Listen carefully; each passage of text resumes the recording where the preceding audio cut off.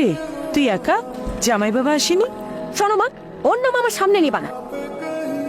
সে যদি এসে তোমার পা চেপে ধরে তবুও তার ক্ষমা নাই। তাকিয়ে আছো কেন, কিছু বলবা? টেবিলে এত খাবার, আবার চিকেন করছিস কেন? তোমার জামাই বাবা তো আমার রান্না ছাড়া খেতেই পারে না।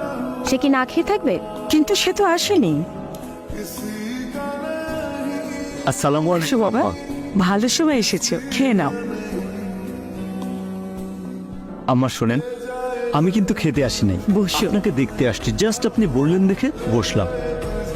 আপনার মেয়ের রান্না আম্মা আমি মুখে দিলে টের পাই, স্বাদে কখনো 19-20 হয় না, বড় মায়া দিয়ে রাখে। মীরা, মীরা, আরে আসো আসো, বসো। খাওয়ার উপর রাগ করতে নাই। কি রে, পা না ধরতেই? আহ মা, খাও তো।